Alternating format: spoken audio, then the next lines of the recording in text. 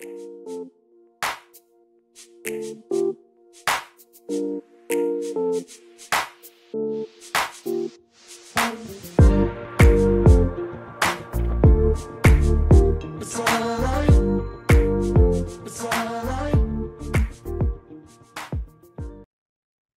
Assalamualaikum warahmatullahi wabarakatuh.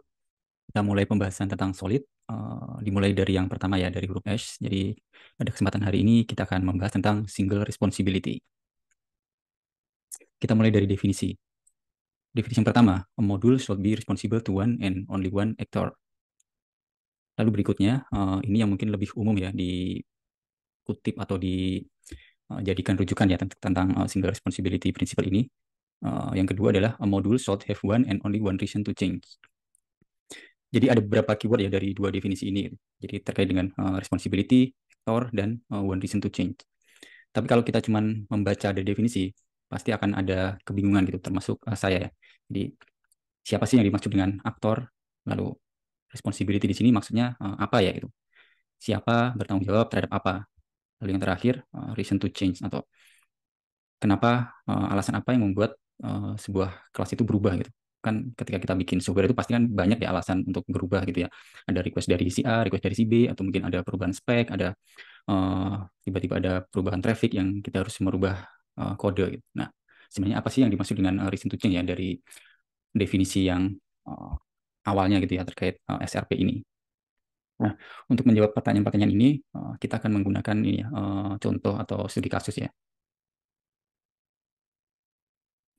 Oke, teman-teman tentu sudah cukup familiar ya ketika kita bikin aplikasi berbasis web. Maka sebagian besar atau awal mulanya pasti berbasis database gitu ya. Jadi kita pasti bikin aplikasi CRUD gitu.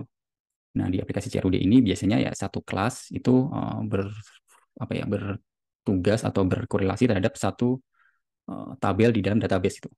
Nah, ini contoh CRUD yang sederhana gitu ya. Jadi kita punya employee service, di dalamnya ada fungsi untuk mendapatkan list employee, untuk mendapatkan detailnya, untuk menambah, untuk mengupdate, dan untuk menghapus. Jadi kalau ngomongin CRUD, ya sekilas kita bisa melihat bahwa dari sudut pandang tabel, maka ini bisa dibilang single responsibility gitu, karena kelas employee service ini cuman berhubungan dengan satu tabel, yaitu tabel employee. Nah, bagaimana ceritanya ketika ada kebutuhan kita perlu menambahkan dua metode ini gitu. Jadi yang pertama adalah calculate pay, di mana kita harus menghitung gaji dari employee berdasarkan beberapa hal ya. Di sini disebutkan ada cukup banyak faktor gitu. Jadi ada terkait dengan jumlah jam kerja, di mana itu nanti harus mengambil dari database lain gitu ya, atau tabel lain, tabel presensi. Lalu jabatan saat ini, oke, ini ada di tabel employee, lalu bonus performa, mungkin ini ada dari tabel atau database task management, lalu dipotong cicilan tiap bulan gitu ya kalau ada. Nah, ini ngambil dari third party API gitu ya, mungkin dari bank atau mungkin dari layanan-layanan penyedia cicilan gitu ya. Lalu yang berikutnya, yang kedua, bagaimana kita menambahkan metode monthly growth gitu ya. Jadi mendapatkan data pertumbuhan jumlah tim dalam setahun gitu. Berapa sih tim baru yang masuk tiap bulan, berapa tim yang keluar tiap bulan. Nah, dari employee service yang sebelumnya kita udah miliki, biasanya programmer ya akan menambahkan dua metode yang baru ini tadi di situ gitu, karena dua metode ini kalau dilihat secara aktor gitu ya atau penggunaannya itu berhubungan dengan employee gitu ya. Calculate pay itu untuk menghitung gaji yang akan diterima oleh employee, monthly growth itu menghitung statistik pertumbuhan employee.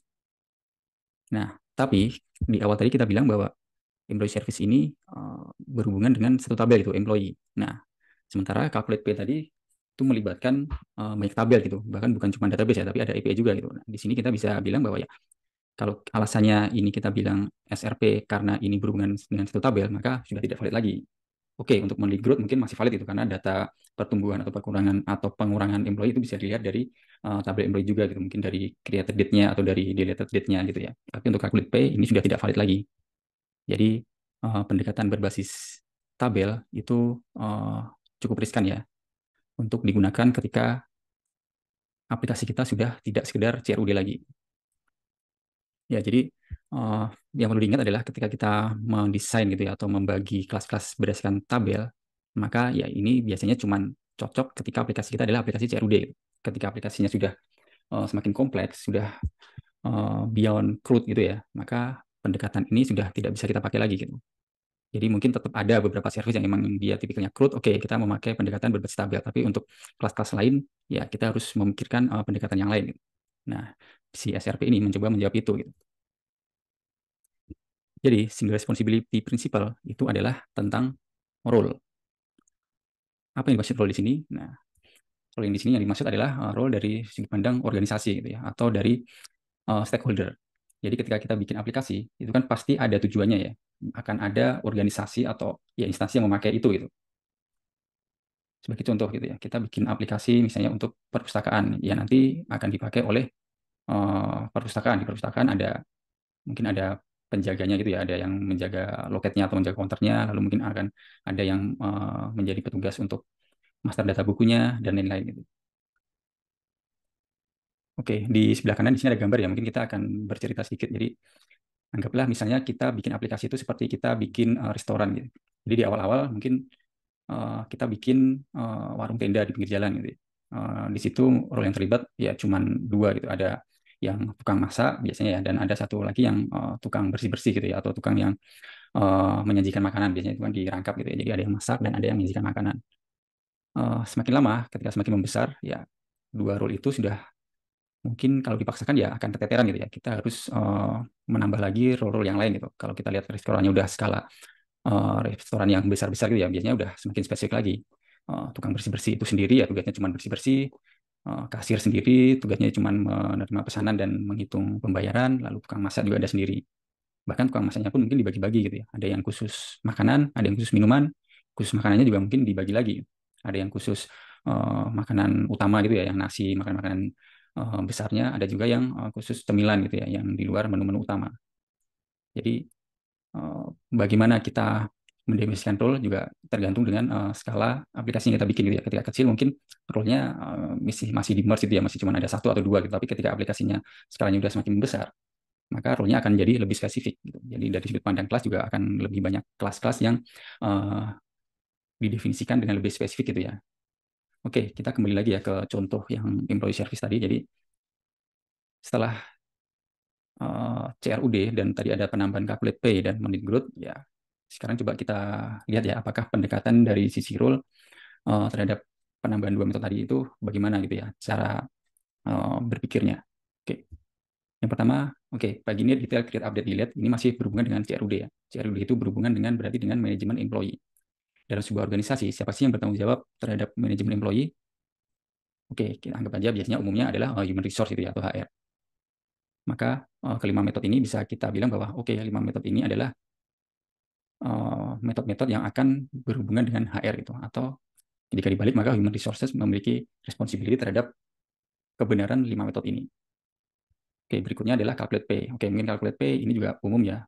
Biasanya dipegang oleh tim finance. Lalu yang berikutnya monthly growth ini berhubungan dengan statistik ya. Biasanya yang minta statistik itu adalah eksekutif. Nah, dari mapping ini kita bisa lihat bahwa kelas employee service berkorelasi dengan tiga role gitu ya. Ada human resource, finance, dan eksekutif. Ketika nanti human resource meminta ada perubahan gitu ya, misalnya ada field yang harus ditambahkan di detail pegawai, maka programmer akan mengubah kelas employee service sesuai dengan request dari human resources. Begitu juga ketika finance meminta ada perubahan ya, oh ini rumusnya dirubah, maka nanti programmer juga akan mengubah kelas employee service. Begitu juga dengan eksekutif ya, ketika ada perubahan, oh monthly growth ini bukan mengambil dari data employee tapi dengan status tertentu, maka perubahan itu akan dilakukan di kelas employee service. Nah di sini bisa dibilang ada tiga alasan ya kenapa kelas employee service ini bisa berubah gitu. Jadi ada request dari human resource, ada dari finance, dan ada dari eksekutif. Maka kita bisa bilang bahwa kelas ini menyalahi SRP ya, karena bukan single reason to change, tapi ada three reasons to change gitu. Dari yang pertama dari HR, yang kedua dari finance, dan yang ketiga dari eksekutif. Oke, lalu bagaimana caranya biar kelas yang tidak mengikuti kaidah SRP ini bisa menjadi comply gitu ya dengan single responsibility principle? Ya gampang sih, tinggal kita pecah aja gitu. Jadi kita pecah, kita kelompokkan ya, yang masih satu role kita pertahankan di kelas employee service, lalu berikutnya yang berhubungan dengan finance kita bikin kelas sendiri, misalnya namanya employee payroll service, lalu yang monthly growth kita juga bikin kelas sendiri, misalnya namanya employee statistic service. Nah, sekarang masing-masing kelas ini berkorelasi dengan satu role gitu ya. Jadi ketika ada perubahan dari human resources, ya programmer cuma akan merubah kelas employee service, dan itu tidak akan atau tidak akan berpotensi menyinggol employee payroll service ataupun employee statistic service ya, karena beda kelas gitu. Jadi kan tipikalnya kayak gitu ya. Jadi ketika kita mengubah sebuah kode, ketika itu di file yang sama atau di metode yang sama atau di kelas yang sama, maka potensi itu menimbulkan bug itu lebih besar gitu dibanding ketika kita mengubah itu di beda file ya, atau beda kelas seperti itu. Jadi dengan pendekatan ini goalnya adalah lebih fleksibel ya. Jadi perubahan di satu kelas tidak akan berdampak ke kelas-kelas yang lain gitu. Karena tanggung jawabnya sudah masing-masing. Oke, sorry ada kesalahan. Oke, berikutnya ya ini ya. Jadi jargonnya adalah do one thing and do it well gitu. Jadi ketika kita bikin kelas, maka pastikan ya kelas itu cukup mengerjakan satu hal saja gitu, dan pastikan mengerjakannya dengan benar gitu. Kode kita defensif, robust, dan ya bebas bug gitu. Nah, mungkin pertanyaannya adalah terkait dengan one thing-nya ya. Jadi satu ini tidak harus berarti satu fungsi gitu ya, tapi ya bisa jadi ini adalah satu tujuan, satu fungsi atau satu tugas yang masih berkaitan erat gitu ya, atau kita bilangnya biasanya di program itu namanya masih memiliki kohesi yang kuat gitu ya. Jadi masih memiliki dependensi yang kuat, yaitu kita masukkan ke dalam satu kelas gitu. Jadi ingat kembali ya, jadi tujuan awal Solid adalah mudah dipahami, fleksibel, dan maintainable gitu. Jadi dengan satu kelas punya satu fungsi, maka ya harapannya kelas ini lebih mudah di maintainable gitu ya, karena ketika ada perubahan tidak akan menyenggol kelas-kelas yang lain. Oke, berikutnya kita coba latihan ya.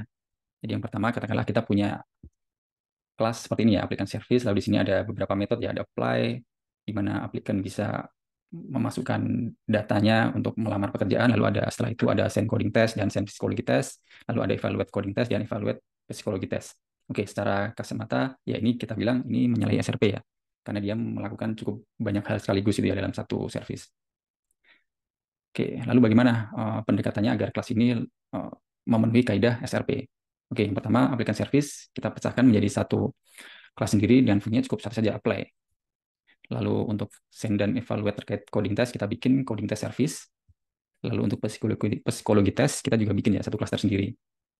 Nah, kita sekarang punya 3 kelas dan ini comply dengan SRP. Kenapa kita bilang comply? Karena ya sekarang tiap kelas ini berkorelasi dengan satu role ya dalam organisasi gitu. Applicant service ini berhubungan dengan applicant, coding test service ini berhubungan dengan tech lead gitu ya, karena tech lead yang berkepentingan gitu ya untuk mengirim dan mengevaluasi jawaban teknis ya dari applicant, dan yang terakhir adalah HR ya, HR yang bertugas untuk mengirim dan mengevaluasi tes psikologis ya yang diperlukan untuk menyaring karyawan yang tadi apply di perusahaan.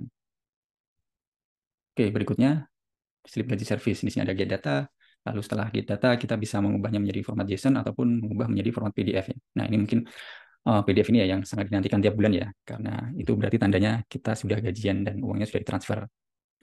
Oke, ini kita bilang menyalahi SRP karena dia menggabungkan ya, di sini ada get data itu terkait bagaimana mendapatkan data atau bagaimana mendapatkan input ya dari data yang nanti akan ditampilkan di JSON ataupun di PDF, sementara tuh JSON dan tuh PDF ini berkaitan dengan output ya. Jadi kelas ini melakukan dua hal sekaligus ya. Jadi dia mencari inputnya apa atau mencari datanya, lalu dia juga mengolah data itu untuk disajikan sesuai dengan format yang sesuai.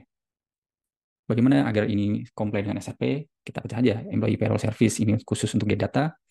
Lalu untuk berhubungan dengan JSON kita bikin kelas sendiri, slip gaji JSON exporter, di mana konstruktornya nanti ngambil data dari employee payroll service. Lalu untuk PDF-nya juga sama ya. Jadi ada slip gaji PDF exporter, di mana dia konstruktornya juga ngambil data dari employee payroll service, lalu ya fungsi ekspor ini bertugas untuk mengolah data tadi menjadi bentuk PDF ya, sesuai kebutuhan. Nah, di sini juga sama ya, secara role masing-masing kelas ini juga cuma berkorelasi dengan satu role gitu ya. Employee payroll service itu berhubungan dengan finance, slip gaji JSON exporter berhubungan dengan CTO mungkin ya, karena JSON mungkin berhubungan dengan service atau aplikasi lain, dan slip gaji PDF exporter ini juga berhubungan dengan finance.